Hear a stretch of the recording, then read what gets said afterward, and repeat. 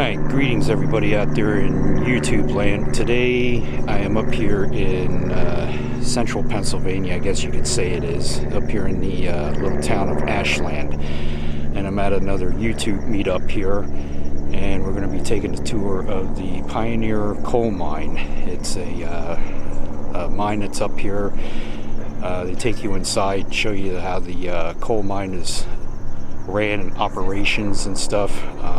There's a good group with us here today, so this should be a good time. Jay from JP Videos is here, Matt MPG is here, Random Outdoor Fun is here, RJ78 Productions is here, and I'm sure I'm forgetting some other people, but we'll go through all the introductions here in a minute once Jay gets his equipment set up there. So should be a fun time, so come along with us and explore this coal mine. For the meetup today, and I first want to thank each and every one of you for coming out. This has been a heck of a year, everyone knows, not for good reasons usually. The events were supposed to take place in the springtime, and with everything that happened, everything got pushed back. Our Carlisle Meetup, which I was looking forward to the most, I wasn't able to attend, but did see the videos of everyone who was there, so I do want to thank you guys for going into that event, even though I wasn't able to attend, and for documenting it. And this one was supposed to be obviously Ricketts Glen State Park, where they have 20 waterfalls. Well, we're in kind of almost like a drought right now, so there's no rain, no waterfalls, it's just dry cliffs. And even though some people would like to see that, I didn't want to disappoint anyone. I figured we could reschedule that for the springtime, and most of you guys voted on Pioneer Tunnel Coal Mine Tour. So we are here today. We're going to learn about coal mining history. They supposedly have a steam train ride that's supposed to be operating as well, so it's kind of a 2-in-1 location. And then later on, as I mentioned, as a bonus location, we can head to Centralia, which is famous for the underground mine fire. Over there, there is the graffiti highway, which is buried, but there are parts of it that are still exposed. There's a building, an abandoned building in the woods, and pockets of steam coming out in a different part of town, so we can show you all that. And of course, down here in town is May's Drive-In. It's one of the only restaurants here, probably one of the best ones we've been to numerous times. So if anyone wants to grab lunch or dinner or vice versa, we'll probably stop there at some point today. But I'm going to go around briefly, right to left, just share whatever you want to share, and that way people who are watching from home know who you are and maybe could subscribe to your channel or learn about the vicinity that people travel from. So, Journey with Jay on YouTube from Northeast PA. I'm Randy, Emerald Sound Productions, down in the Boyertown area of Berks County. And that's my dad, John, with me. Yeah, I'm John from Bechtelsville, Pennsylvania. okay. RJ78 Productions, Upper Bucks County area. And you know me already. Hey guys, Alan, Revenge of the Apocalypse, Carbon County. Hi, Jamie Macon. I'm from Northampton, Pennsylvania, a little over an hour away from here, and I've got a YouTube channel with the same name, a lot of scenic driving videos, train videos, bike paths, and whatever other oddities I find. Kathy, Random Outdoor Fun. Dan from the Altoona area of Pennsylvania. Altoona. Matt MPG. I do exploration and sightseeing with kind of a more of a specialization of national and state parks, and I'm from the York area. Yeah, right. Lee Sage from Spangling, Kentucky. Huge JP Videos fan, so that's why I'm here. Chris Hirsch and Jamie Hirsch from Tamaqua. We are exploring with the coal crushers.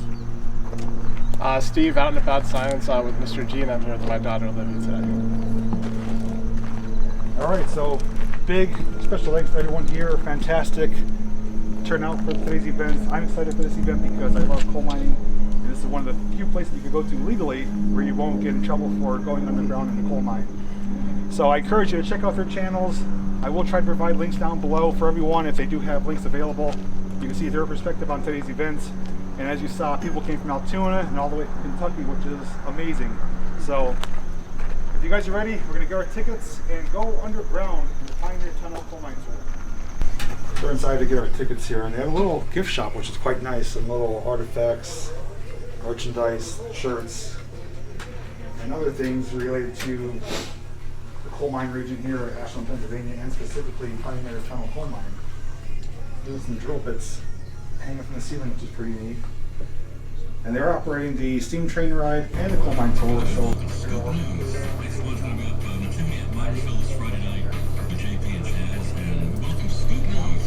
I'm just checking things out here inside the gift shop. If you heard the previous clip there, Jay was talking about this nice little gift shop that they have in here that we're in right now, just waiting to get our tickets to go on the steam train and the coal mine tour itself. We'll probably get split up in a couple groups here, probably into 2 groups, to do the train ride and the coal mine tour. Where'd you guys from, RJ? That's on the other side. That's on the other side. So where the train tracks are.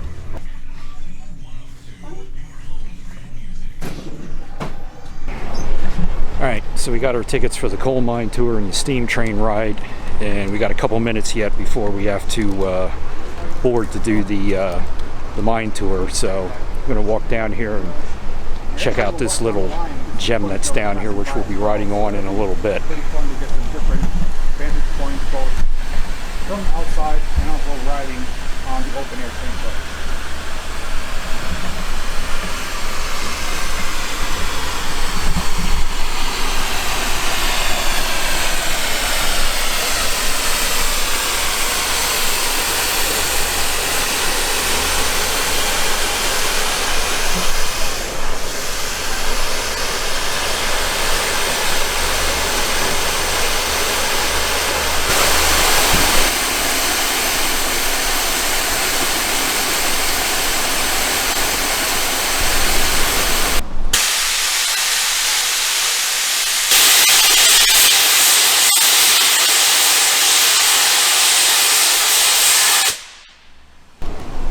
Alright, and there's where we're going to be going here in a few minutes. That is the entrance to the coal mine there. And I believe the coal mine, the tour takes about a half hour, if I remember correctly. So a half hour for the mine tour, and maybe a half hour for the steam train ride. It's approximate.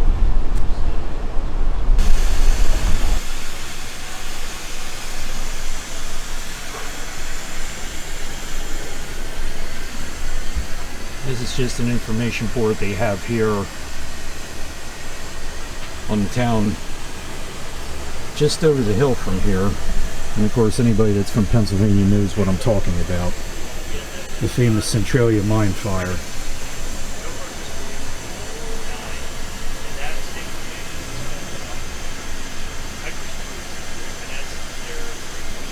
And you guys can pause this video if you want to read some of the information that's there.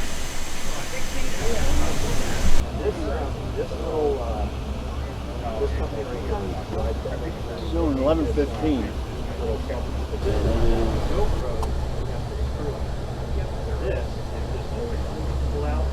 Pull that way. If I believe it's been like one grip on it.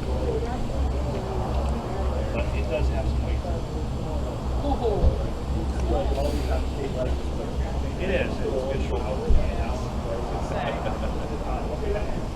Yeah, I feel like a camera like that. Like, I have one of my sister has. She has she's taking some photography and I feel like I need to learn when I'm actually having to stay. Yeah, and there's like this one I got, Amazon sometimes does, where you can do like 5 payments rather than the whole price. This camera is a grand, this is $5. Alright guys, so here we go. We're getting ready to board the train here, or the tram car. Oh, you're going back? Watch the tram car, please. Alright, so here we go. We're getting ready to board the Loki here. Is this the Loki? No, this is the Loki. No, this is the mine motor. This is the mine motor. Sit up front for improper stuff. Pocket, you guys can take a little. It's going to be a shaky video.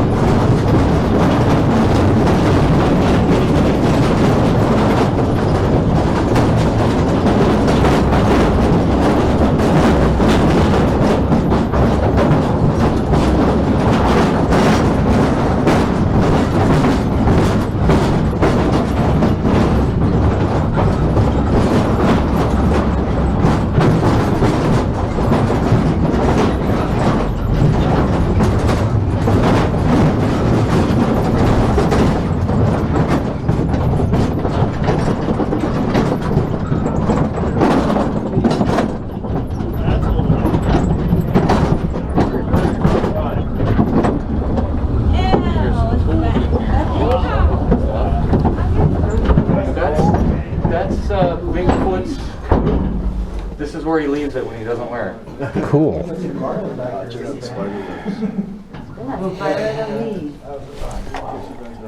Oh, we're not done. So that was Everyone okay? so that was down there. I don't know how bad that was. Okay, now the problem we had back there in the hill is I'm going to have to ask anybody that's over 125 pounds to get off the cars. We have a weight restriction. Okay. So, all right. I don't know why we're getting silly on there for some reason. They're going pretty fast. Anyway, gang. 120 pounds since I was like, Yeah. Welcome. Yeah, that's my right up butt cheek. Anyway, what you're in right now is an old mine. And welcome to Ashland, Pennsylvania and Pioneer Tunnel. What you're in is an old mine that was owned and operated by the Philadelphia Reading Coal and Iron Company. It had operated here from 1911 till 1931 when it shut down because of the Depression. We didn't reopen it again until 1962 when it was opened up as a tourist attraction. They came in and they found that it was in perfect shape and they figured that's what they could do for the community here was to open it up as a tourist attraction. So the mine was, I said it was employed by Philadelphia Reading Coal and Iron, 35 miners, 10 mules, and a handful of boys to do all the work down here. They were expected to get about 400 ton a day out of here in their working conditions. Now, what we're in right now is called a Haulied Way, and a Haulied Way runs in a north-south direction, bisecting all the veins of coal which run in the east-west direction. The reason we stop here is because we're at the Mammoth vein. This is the Mammoth vein of coal right here, or I should say this is the bottom rock. The vein of coal sits between the bottom rock and the top rock out the end of the mine motor. It's about 55 foot wide here. It'll run 400 feet to the surface, and it'll take a 2,000 foot drop on that same degree of pitch, base it out underneath the town of Ashland, and come up on a mountain about 2 miles north of here. It about 15 miles to the west of it's almost 200 foot in width. It's actually surface mine now. There's no underground mining on the Mammoth right now. But the problem with our mining in this general vicinity here is that we all mine on that degree of pitch. So if we were up northern Pennsylvania, you're going to be in a flat scene in that respect. They can bring equipment in to do their work. We can't bring any equipment in here. Our mining today is identical to what it was in the 1870s, barring the fact that we can use drills, pneumatic drills, and electricity today. But the method of mining is still the same. So what we're going to do is we're going to go down further into the mine, and we're going to take a walk down a couple of gangways, and we'll show you how this operation is done, because it's totally unique to this specific area, the middle and southern coal fields where we're at right now. Any questions before we go in? No questions? Now or forever hold your peace. That's it. No questions? You have an Advil?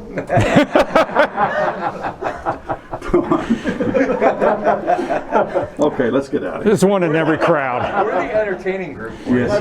Didn't drift mines usually pitch downhill Yeah. when you go out? Well, this isn't the entrance. Oh. This is a haulage way. This was cut from inside there out. Oh, okay. So the drift is down that way. It goes down about a 5-degree pitch. Oh, okay. How did you know that? I've been here a long time. I've come here since the 70s. Okay, good. Yeah, what he's talking about is there's 3 types of mines. There's a drift, which goes directly into the side of the mountain. There's a slope, which will follow the veins and the rock. And there's what everybody always calls a mining shaft, which goes straight down. That's the type. And we're a drift. This is the easiest style of mining because it's cut directly into the mountain and across the veins that way. Any other questions? What's all this stuff growing? It's Bigfoot's jacket. Here, this stuff here? Yeah. That's called hair. I have no idea to tell you the truth. It's not like mold, probably. Kind of like a mold family. Miner's it is, isn't it? Miner's New trademark. Any other questions? Nope, all right, we'll head on. Can't we wait for a t-shirt of that?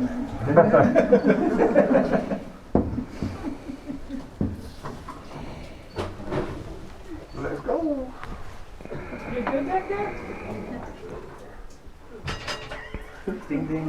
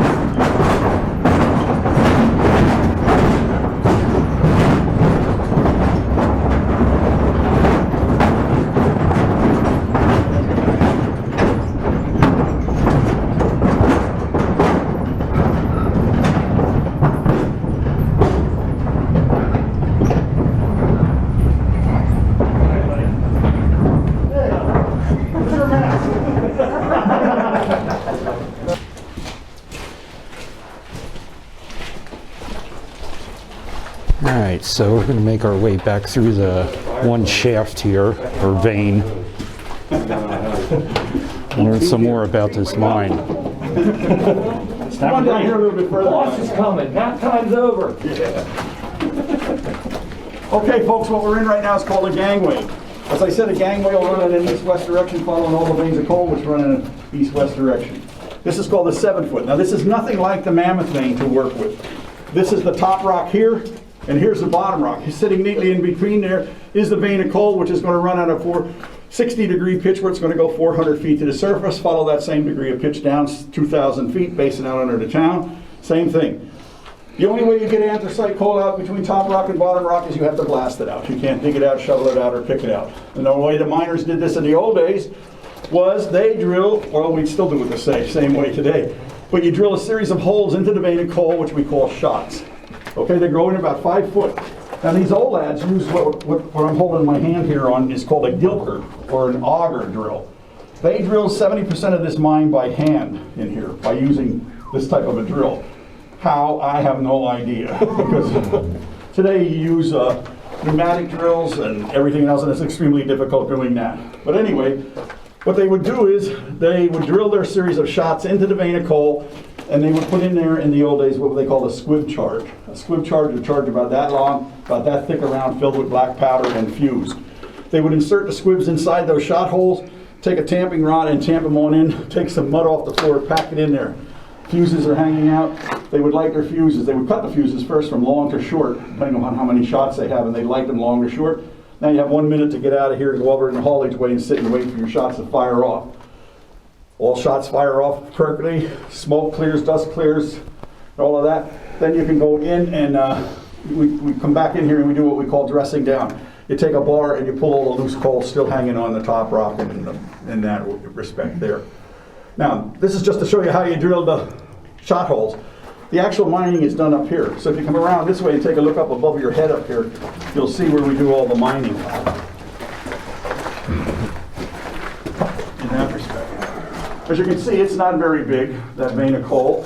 But everywhere where we take the coal out, we have to re-support with timbering. So those little timbers up there are what's helping to hold the roof above us up.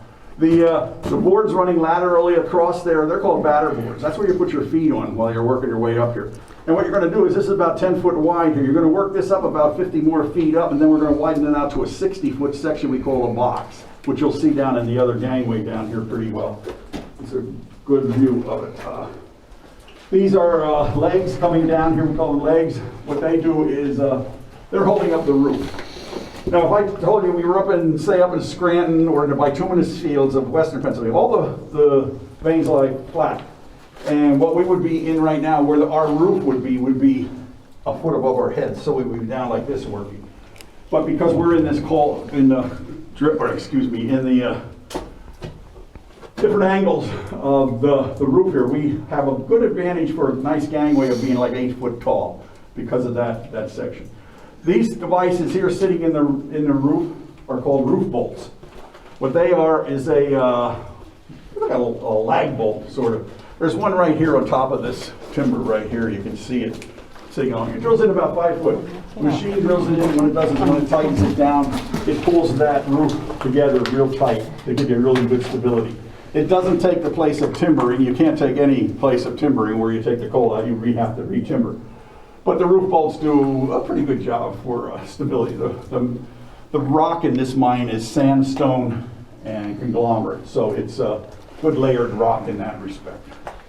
Let's go down this way a little bit.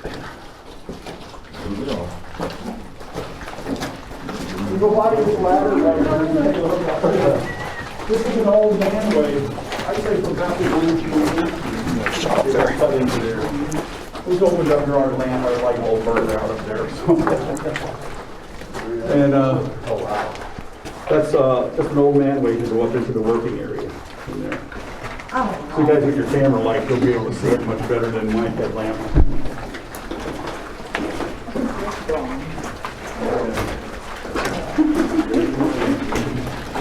Here's the old piece in that section.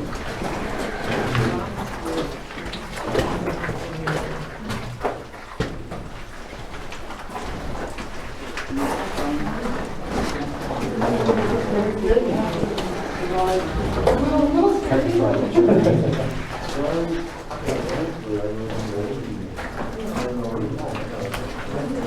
you get up here, what you're going to see is that the energy operated primarily because that vein that they were working decided to push itself down to that 1 foot vein. You can't mine a 1 foot vein of coal. So they energy operation. Hey, there's some miner's carpet. But what you see here is an old rock part, completely trademarked. You're not using without his permission. That's right. He wants royalties. Now this brown stuff you see coming down over the roof here, that's called iron sulfate. What that is a very acidic substance coming in the groundwater running down over the range of coal and over the rock. This is what caused a lot of hatred about coal mining and the environment. Because back in the day they used to pump this water directly right into the river streams and the creeks. And it would look like this down here, this brown substance here. I grew up in the late 50s and the early 60s right along the Schuylkill River. And I can't recall a day in my life when I was a kid that river wasn't black, brown, or orange, you know, because they pumped all the coal mining, all the water into the river itself. My dad, an old miner, he said, imagine those people in Philly drink that water, you know, from the Schuylkill. So, you take a look up here, guys, and then follow me back down this way.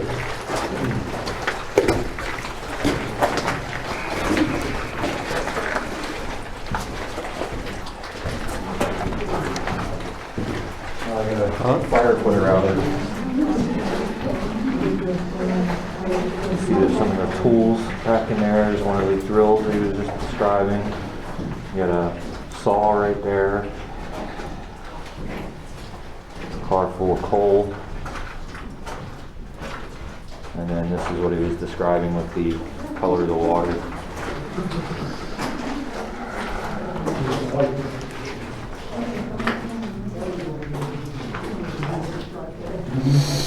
Perfect. Anybody else? Anyway, this old mine phone here was in here from the very beginning. When you rang it, what happened was it would ring outside the office and light a light up that said level 1.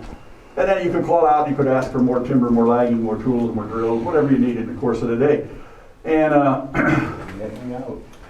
this mine has 3 levels to it. We're on level 1, 300 feet below us is level 2, and 300 feet below that is level 3.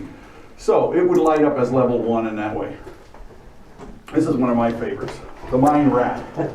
Why do we talk about mine rats? Primarily because, there you go, mine rats have this uncanny ability to be able to detect seismic changes. So, how they got into mines was because we used mules as the system of haulage, and a rat would hide in some hay, and they would bring it in. And a month later, now we got 15 rats. Then they just multiplied while they were down in the deep mines. A mine like this adrift, it would be hard for them to stay in here because they could get out.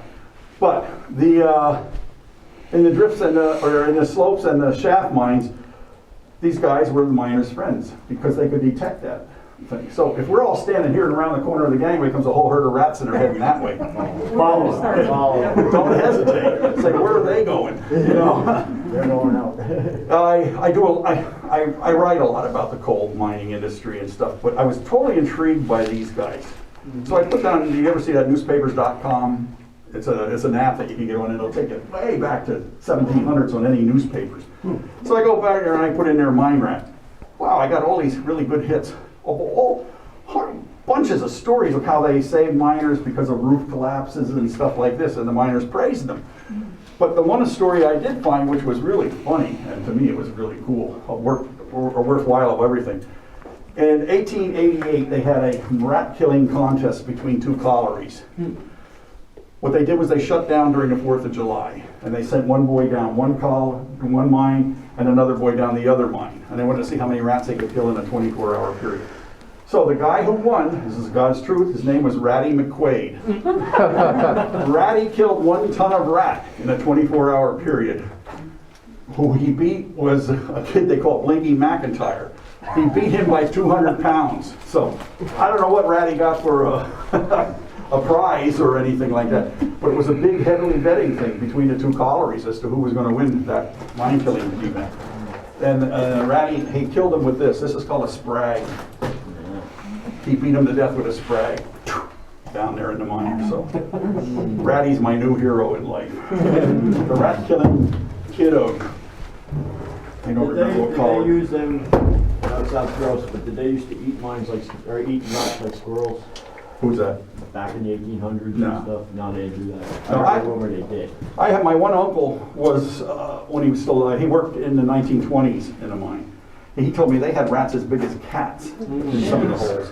He said we fed them at lunchtime. He said they like were your friends. They come out at lunch, they knew we were eating, and they feed them, and they go away. They didn't run around chasing anybody or doing anything. No, They just, I didn't you know know, if they did that. used them as a source of food. Archie, that's a t-shirt. If you see a mine rat running, try to keep up. Sounds like a scene out of Titanic. We ought to have a visual here, like a 3D visual thing, and all the rats running like that. Yeah. One down here, these two charts here give you a little bit of a better representation of what we're talking about. Sometimes when you're underground, you can't really tell what we're doing. But this is the Monoy Mountain. This is where we're at right now. We're 400 feet below the surface. As I said, we came in on the Haulied Way here. By the way, that Haulied Way was cut from right here out because they could take the cars out to the top here, get on the Loki and take it out to the breaker, which is at the end of the mountain, the Bancroft breaker. We came in here in the northern, in the southerly direction. We stopped out there at the Mammoth. We were over here in the 7 foot. This is the Buck. The Buck was a really good working vein of coal and worked its way about 5 to 6 miles to the west of us here. And it had a lot of good chutes on it. The way this mining is done is it's called pitch vein mining due to the degree of the pitch of the vein in coal. We call this striking the vein. The first thing we do is we cut in, we leave a 60-foot section. We take out 60, leave 60, take 60, leave 60, take 60, leave 60. The 60-foot sections we leave in there are called pillars. That's what's holding the mountain up above us. If we took all the coal out at one time, we have a big problem. But first thing that we want to do immediately is we want to open up this first chute here completely to the surface and out on top of the mountain. This is our second escape route in case we have a problem down here. We can all go up the manway ladder here and right out onto the top of the mountain. The other aspect is we can put a mine fan up there and force air down into the working condition, into the working chutes.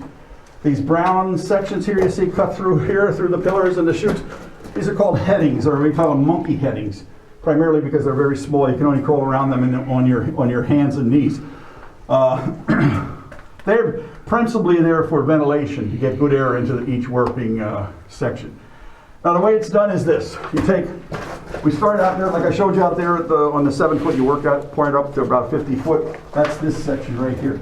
You work up about 50 foot right there, and then you start building this box around that box there. It's about 60 foot wide, 3 foot on each side. Now remember, we're going up this way, so the 3 foot is this way.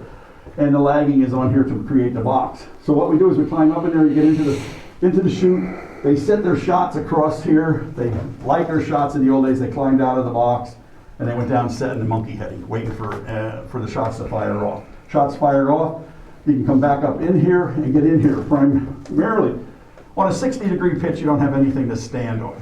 So you don't have time to build platforms and things of that nature. You want to keep going. So what you do is, every day that the coal is blasted out, you will leave it in that chute to accumulate. And then you use it as a work platform to stand on. So here you can see the miner standing on this blasted out coal. When the time comes and you reach up close to the surface and your chute fills up, it is easily offloaded down to the cars at the bottom down here. Sometimes this gate can break here, and then you get a whole load of coal down in the gangway. And the funny part about that is the miner says, "I'll see you tomorrow, guys." And then the laborers have to shovel all of that coal back into the cars and stuff to get them out of there. But that's how it's done. Anthracite mining, extremely dangerous occupation. There's so many things down here that can hurt you, injure you, kill you.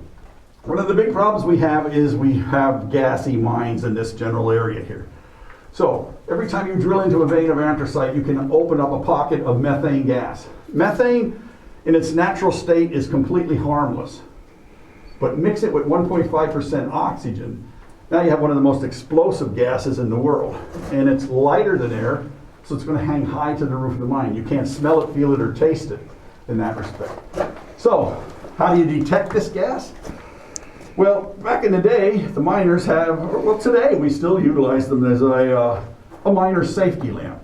The first ones were developed in 1929, they were called a Davy lamp.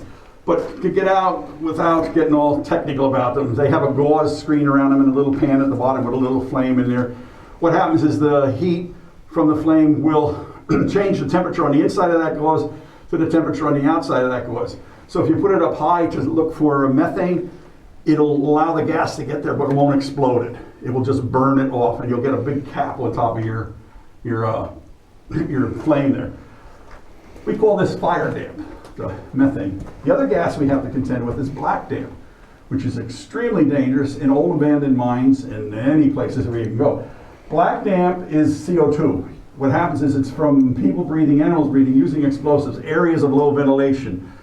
You get into a pocket of that, you're going to get dizzy. And if you sat down or fell down into it, you're going to be dead because there's no air down there. It's heavier than air, so it hangs down about knee level. You can't smell it, feel it, or taste it either. Today we use what's called a methanometer. It's a little electronic device. You can run that along the seam of anything. You're going to pick up any gas that's out there in the world, any gas. Like what's her name from New York was worried about cow farts. You could probably pick them up on that thing, you know. And what's funny about the methanometer, though, it says always make sure you check it against your safety lamp. So well, that's a little odd. You know, here's this 21st century device, and you're telling me to check it against something that was made in 1829? Okay, but you're never going to go in a mine where you don't find a miner's safety lamp. Then people always say, well, why don't you have any here? Well, we're not mining coal here. So we're just like a big cave right now. But in the old days, the early days, they used a canary in a cage. They brought the canary in, set him up high, and watched him jingle jangle. He had a little bell on his neck, and he would jingle and jangle. I always wondered for all the years I've been doing this is why did they use canaries? So one year we had a Penn State group in here, and they were all at, I can never say that word, avian? Bird, what's it, avian birds? Is Avian, that? yeah. Avian. They were avian majors with birds and chickens and all of that stuff. Well, the professor told me they used them because their respiratory system can't have any changes to it. And they get all worked up. I said, well, that assumes why I never thought they would use crows or robins or something, you know. But I said, thank you, sir. Now you have cured my problem of not knowing why.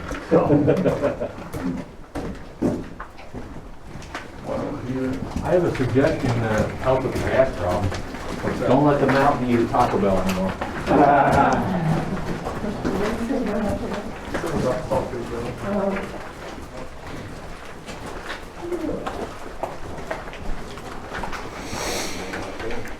This is our mule barn, simulated mule barn of, remember we had 10 working mules down here.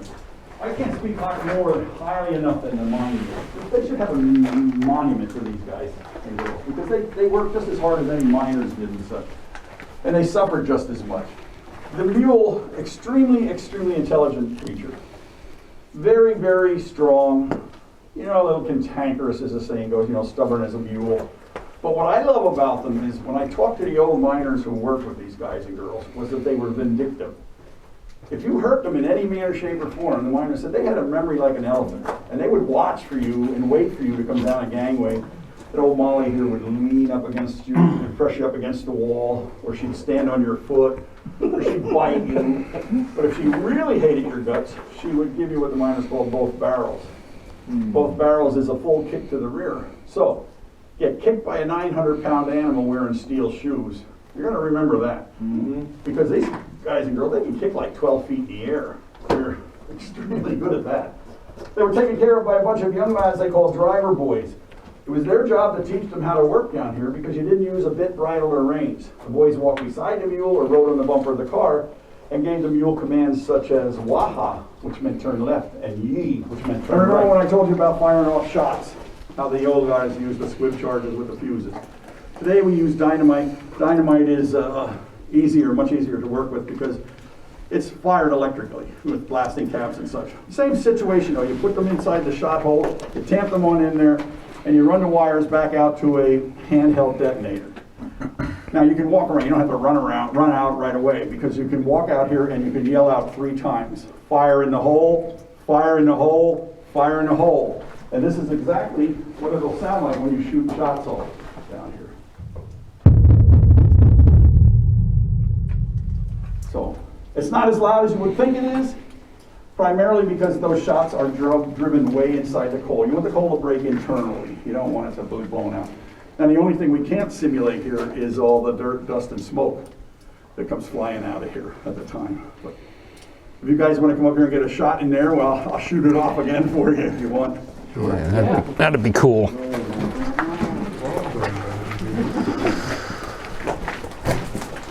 Oh, he's going in.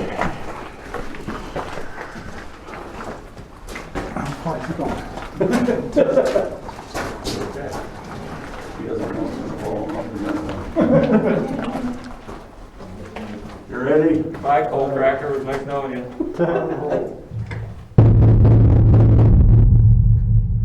Housekeeping. Leave it to you. But it's also a working chute.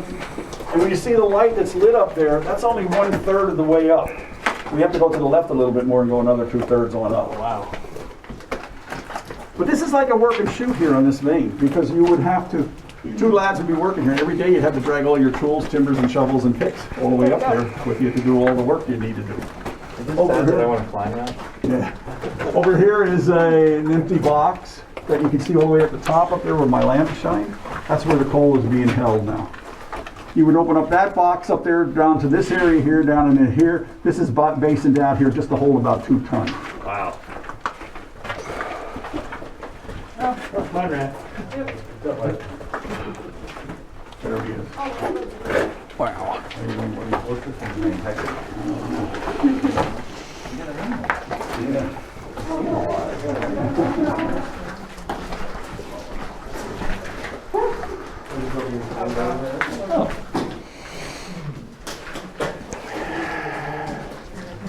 Mercury capsule, Aurora 7. Okay. 1969. Yeah, I see that. You just can't see. You just can't see. You see that's 300 feet down? Yeah. And that's to level 2, Yep. and then 300 feet below that's level 3. Yes, sir. You'll see a guy down there waving What at you're you. doing here is you're actually looking down a chute that they mined up to. So what we just looked at up there, we're looking down from there. From the top. Literally Holy cats. down there. That's why we don't have any change in the country. Yeah. Get down there and mine it out. We usually hire college kids during the summer, but with all the COVID and stuff, it didn't work out. Send them one of them down there to go get it. Trying to get a shot down there. There we go. Come from this. Give me a couple pennies, that'll be good. You work cheap. Yeah, well, you know, I get to hang out in the mine.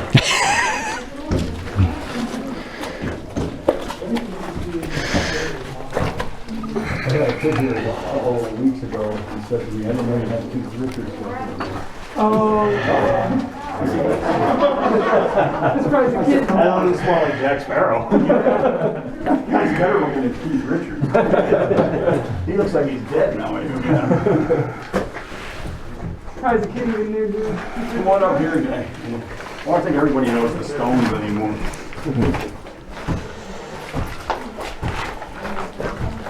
My name is Richards, too. I always say, oh yeah, he's my cousin from over across the room.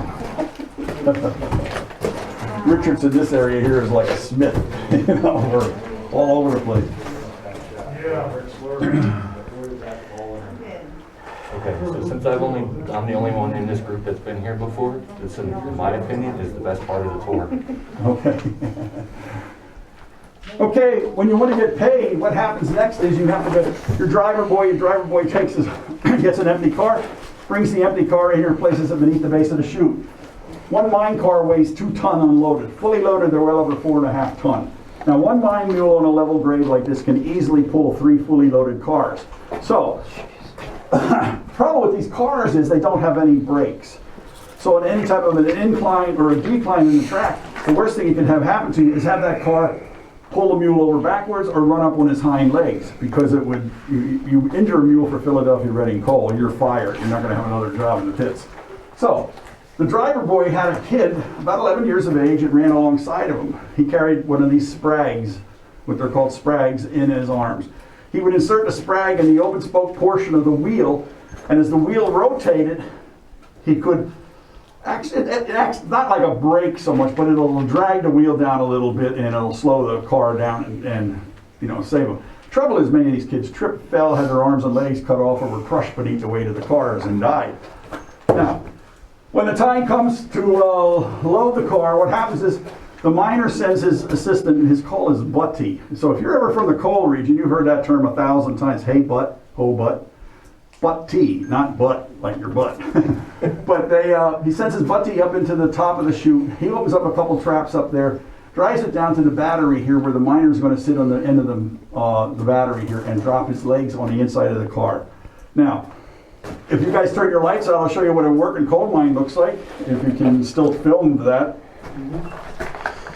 We can't do it here without that. With all that extraneous light, still looks like we can find our way out of here. But if you didn't have your camera lights on and anything like that, you can't see 2 feet. You can't see your hand in front of your face, per se. But this is the way it would work out. So what would happen with the miners is they would just relight their lamps at the time, because they did have matches with them. And they would could just also get down on the ground, find the track, put hand on one rail and the other hand on the other rail, and crawl out the middle of the track. That way it's going to give you, there he is again. Slowly walking down. I caught a reflection on his helmet. He, is this the Halloween story? Yeah. There he is.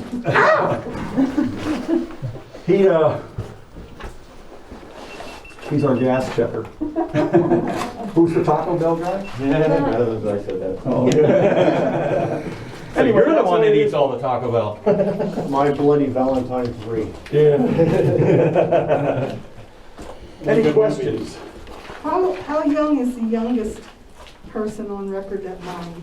The youngest person that mined? I'm probably about 14, 15.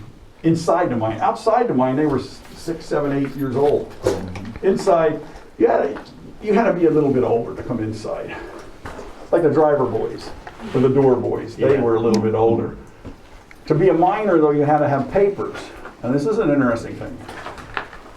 In the 1830s, 1840s, the miners came down from England and Wales. They were all certified working miners. 1840s, the Irish came here because of the potato famine. Philadelphia hired a bunch of Irishmen. The Irishmen didn't like the Welshmen and the English, and then they had problems here. Then they went from that point to 1880s, Italian people came here. They came, and now the Irish guys were the bosses, and the Italians were underneath them. And then in the 1890s, the Slavic Eastern Europeans came here. In the coal region here, we have one name for all Eastern Europeans. They call them a hunky. So whether you're Russian, Polish, Lithuanian, whatever, you're a hunky in that respect. They had everything. Now here's the important part. To become a miner, you had to be able to read, speak, and understand the English language. Nothing was handed to you. So these guys all, Philadelphia, Reading Coal and Iron, provided schools for them to learn English. So they learned English to become a miner. If you don't become a miner with papers, you're going to be a laborer your whole life, and that's hard work there. So, but there's must be 35 different jobs within a coal mine. There's timbermen, there's rockmen, there's all kinds of guys that do everything. A miner basically goes up the chute, sets the shots, and fires off the shots, and then leaves, and let the laborers do all the other bad work. That's what comes from when you work with your family. I know that as a fact. So, when I was a kid, when I was 16, 17, 18, my family had 2 holes. And I went down, I used to go down there miserable, working with your dad and your uncles and all of that stuff. So I can't say fortunately, but I got drafted in 68, so I got out of the work there.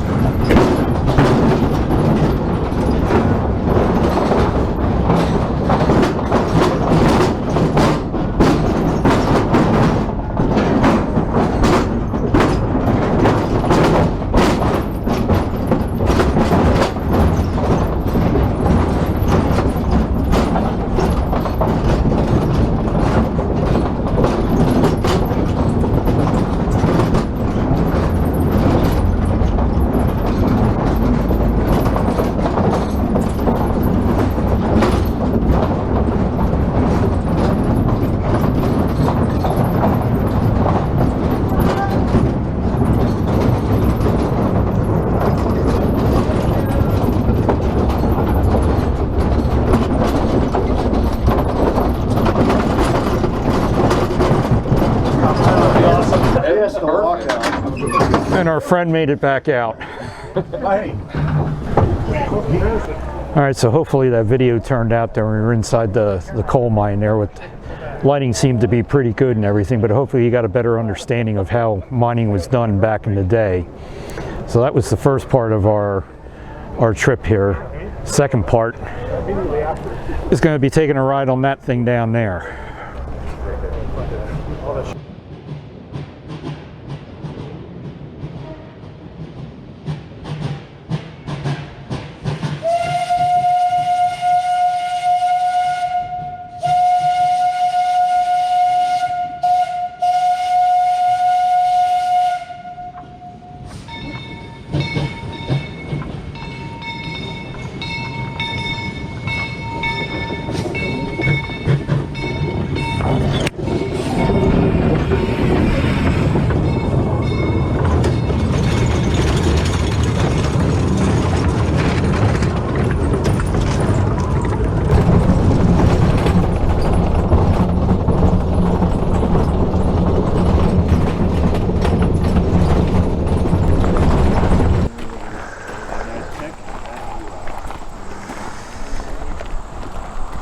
Spectacular view.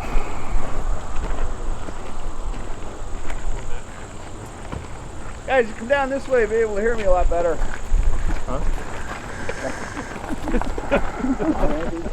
Every town has a wise guy. Yeah, that's him. I can give you a bonus story on that later, maybe.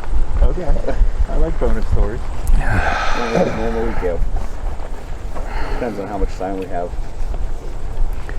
All right, folks, point some things out for you here at the end of the line. Looking over the railing and structure right here below us, that's a replica of an old bootleg coal mine. Bootleggers came into being in 1929 when the country was hit with the Great Depression. Most of the miners in the area were out of work, and at that time there were no government programs like unemployment or welfare to assist them. In order to survive, the men would come up on a mountain and start an operation like the one we have here. What we have on display is a three-man bootleg. One man will be lowered in that bucket down beneath the ground to mine the coal, and two men would wait on top. When the miner in the hole had the bucket full, he'd signal the men on top, they'd get on the windlass, crank the bucket to the surface, dump the coal out and send the empty bucket back down for the miner in the hole to refill. While the miner in the hole was refilling the bucket, the men on top would crack the coal and bag it. At the end of their workday, they'd take it downtown hoping to sell it for $2 or $3 a ton. What they couldn't sell, they used for heating and cooking in their own homes.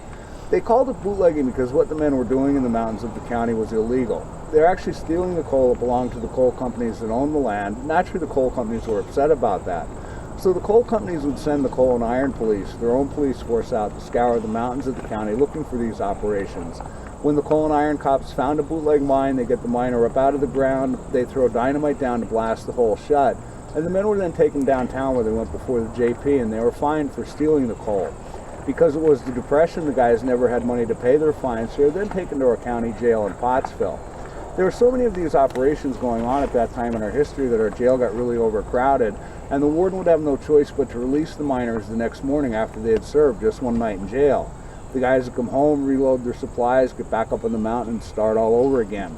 Well, then it got pretty nasty in the area between the miners and the coal and iron cops. There were a lot of acts of violence, there were a lot of acts of vandalism. Some miners even went to the extreme of dynamiting the policemen's cars. The county government became concerned about this, so they hosted a series of meetings to try and resolve this. They decided at these meetings that if the miners would pay a royalty or a small amount of money for every ton of coal they get out of a bootleg to the landowners would be satisfied. That was also a satisfactory arrangement for the miners, and that's how the Independent Miners Association started in Pennsylvania.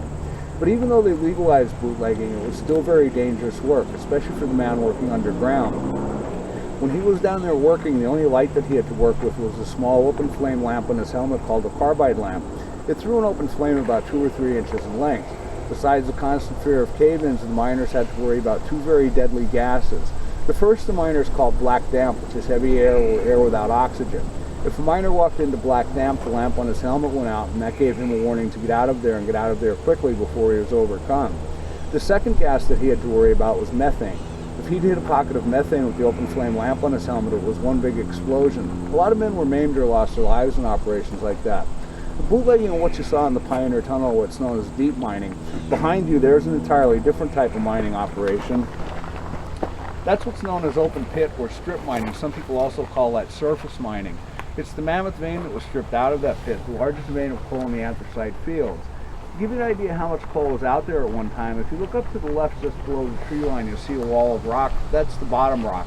From that point, 60 feet to the right, for as far as the eye could see, and all the way down there at one time was all coal. We're standing squarely in the heart of the anthracite region. That pit was started in 1910 and it was dug through 1921.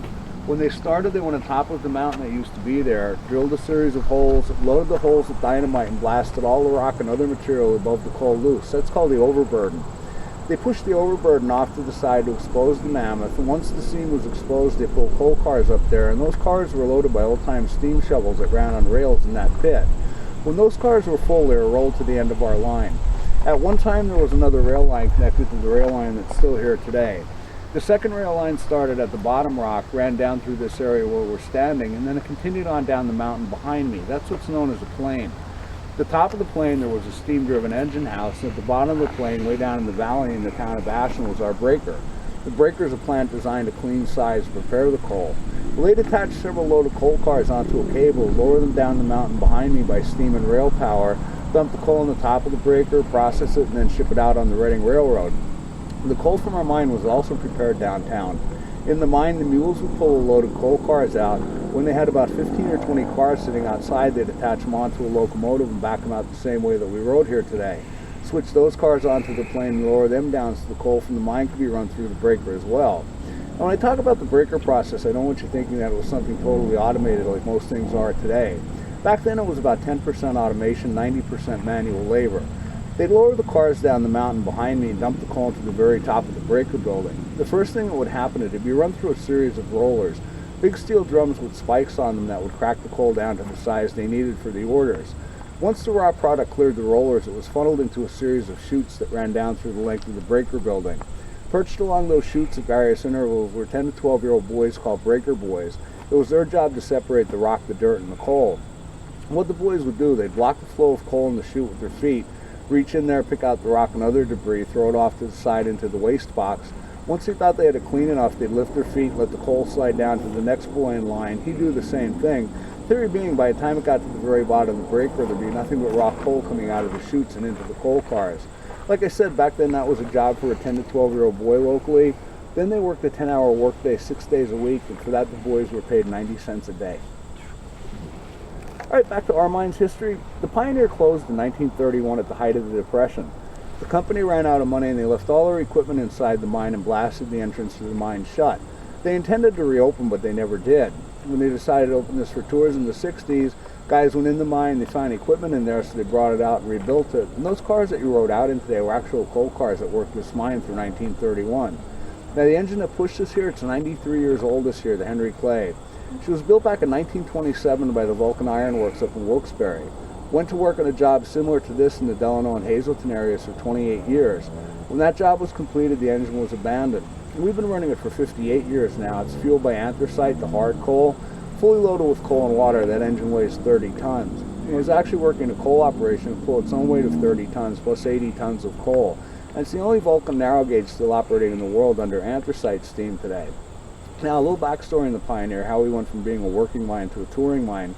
Back in the 1950s, when the big mine shut down around here, the local economy was in a really bad slump. We had a very high rate of unemployment. A lot of people were leaving Ashland trying to find jobs elsewhere. Common thinking in town at that time was that they needed to attract manufacturing jobs to replace the lost mining jobs. Excuse me. But we had some people in town thought tourism would help the economy as well. One of our local attorneys was on vacation in New York with his family, and while they were up there, they toured a salt mine. On the way home, Mrs. Strauss told Harry she thought that it was a good tour, and that it would be great if there's a coal mine that people could tour in Ashland like they toured the salt mine in New York. Well, Attorney Strauss was intrigued with that idea. He decided to pitch it around town. Lots of people thought he was pretty crazy, but some people thought it was a good idea. Definitely something worth looking into, so they formed a board to do that. Paul Reidler was picked as their first board treasurer. And the more they talked about it, the more they thought this could be something good for our town. So after much planning and discussion, it was decided it was something they wanted to go forward with. At one of the last planning sessions, though, one of the directors said, it's all good in theory, we have no money, how do you think we can do this? At that point, Mr. Reidler went around the table and assessed the board members anywhere between $100 and $500, whatever he felt the men could afford. That's where they got the money to reopen the Pioneer. With the money that the board put up, they leased the mine, started retimbering it, they were building buildings out there. Everything was progressing nicely, except all along one of the directors was insisting that we needed steam engines here as well as reopening the mine. Well, they looked around the area and they found 2 Vulcans in a junkyard in Hazleton, sent up to see if they were available. The junk dealer told the board he thought the engines were useless. He was actually planning on cutting them up with a torch for their scrap metal value, but he told the guys if they're really interested, he'd wait to see if they could come up with the money. He wanted $1,200 a piece for them. At that point, the board was out of money. The men refused to put any more of their own up, so they made an appeal to the community. The Kiwanis Club and the Rotary Club in Ashland each agreed to buy an engine for us, the 27 that we're running today and the 26 that we have in reserve. That's why we have the Kiwanis and Rotary emblems on the cab. Back then they paid scrap value of $1,200. Today each engine's valued at $250,000. Excellent return on the investment. Nah, truly they're priceless. All right, folks, I said we'd talk about Centralia. As I mentioned before, I said it started in a similar stripping pit to what we have here. And similar is an important word because there's a couple things out there that don't accurately represent what a stripping pit was like back when that fire started. One of those things is all that vegetation that you see on the left side of the mountain. That's fairly new growth out there. As the top of the mountain's been eroding with the rains and the snows, it's bringing topsoil down, allowing for those trees and bushes to grow out there. Up until about 10 years ago, that was just a rock wall leading into the pit. The other thing deceiving about our pit is the depth. This is a rare one in that it was actually reclaimed back in the 20s and 30s. When they sent the mine cars down the mountain behind me, rather than bring them back empty, they loaded them with the junk from the breaker and started filling the pit in. One time that pit was about 400 feet deeper than what you're seeing today. So to understand what a stripping pit was like and what happened in Centralia, picture about an 800 to 1,000 foot deep hole in the ground with sheer rock walls leading right down to the bottom. Certainly that's something very dangerous to be around. We're in the coal region. Naturally all the towns around here were surrounded by pits like that. You go back into the 40s and 50s, another problem we had in the Commonwealth was a garbage problem. Well, somebody came up with the bright idea, let's fill in all these stripping pits with garbage and kill 2 birds with 1 stone. It's kind of hard to believe, but that was considered such a good idea back then. It was sanctioned by the Commonwealth, and that's how a lot of towns had their dumps locally. The only problem with that plan was that the stripping pits were filling quickly because there's no way to compact the garbage they're putting into the ground. In order to get around that problem, once or twice a year they'd set the dumps on fire with the intention of bringing the pile down, allowing for more garbage to go into the ground. That's exactly what Centralia Borough Council did back on Memorial Week of '62. They sent the fire company down to the dump. The firemen threw flares in, caught the garbage on fire. They let it burn for 2 days till it was down to a manageable amount, and then they put the garbage fire out. What nobody realized, though, was the garbage burning at the bottom of the pit touched an open seam of coal and ignited it. It took about 2 years till they noticed any effects from that fire. Then residents in some parts of Centralia complained about unusually high temperatures in their basements and gases coming up from beneath the ground. At that time, the state did some surveys over there. They sunk boreholes 300 feet into the ground, lowered thermometers down those holes, and they found temperatures underground in some parts of Centralia were as high as 1,500 degrees. But then the mine fire moved directly beneath the town. Now, in 58 years, they made 2 attempts to put the Centralia mine fire out. The first time they tried flooding it with water, but because of all the old mine workings on the mountain and through the valley, the water rushed by the mine fire and had no effect on it. The second time they tried pumping in fly ash under pressure in order to smother the fire, but that fire is burning so intensely it just jumped that barrier and continues to burn today. There's only one sure way to put a mine fire like that out, and that's to dig down, bring that burning material up, put it off to the side and water it down. Doing that will put the fire out, but doing that means moving the whole town of Centralia. So the federal government allocated $42 million to that project. They assessed each property in Centralia, made each homeowner a more than fair market value offer for their homes, and they also gave the residents relocation fees of $15,000. Over 400 families have accepted the offer and moved out of Centralia, but there's still 6 people living there today. However, as of right now, they have no plans to put the Centralia mine fire out. And out of fairness to the 6 people that remain, they're not the reason they're not putting the fire out. The reason is money. They estimate digging that fire out is going to cost $660 million. They don't have that funding in place, so as long as the government's not doing anything about the fire, they've decided to allow those people to remain in their homes. Now, does anybody have any questions? Who owns the federal government? That's kind of a difficult question to answer. The people that are over there are living under eminent domain. So I guess technically the feds own their homes. Different parts of the town, I had relatives over there, and when they passed away, the government bought the property, but my uncle had a vacant lot, and my cousins still own that, but they're not allowed to do anything with it. The government bought the 2 sections of the land that my uncle owned that had buildings on it. But what about the mineral rights underground? Who owns that? The borough itself. You're welcome. That's what I like.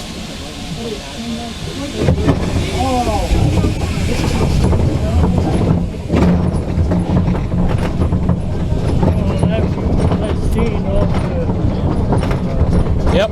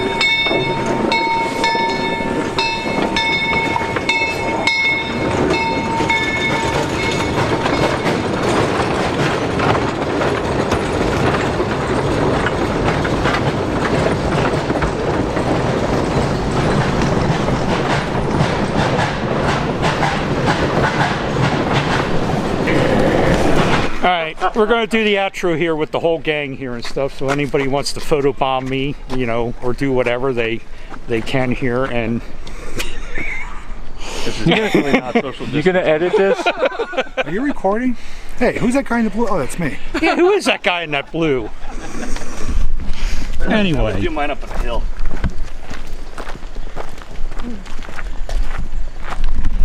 Yeah, I did mine. All right, gang. So that's going to do it for this video. We're going to stop. We're going to stop and grab something to eat, and then we're going to be heading up to Centralia, which is going to be a separate video than this because this video is probably too long now as it is. So, great group of people. I will be linking everybody else's channel that's been here today down there in the description field. So, thanks for coming along. Hope you found it informational and it wasn't boring. And as always, have a ball and do it all. And we'll see you soon. Don't forget to subscribe. Watch that dude's car. Go do it again. I need some other. I'm not slapping it twice. Woo! I feel that rumble in my cheek. There's actually a From the spirit of Halloween. And we got to check out this. So we're here in RJ's new rig. RJ's traveling companion. Got it decked out for Halloween time. what I've mostly been finding. One I like, there's a lot of Got a cute doggy in the passenger seat there. And right in the back is you can open it up. someone we're going to find out who she is in the near future. Maybe she'll be a future video. I filmed mine. I'm still behind on my editing, and then I'm like, I saw their video. Oh, I didn't even see the back passenger. Oh, you didn't tell me she's an amputee. Lieutenant Dan, I got no legs. Shoulders up, that's it.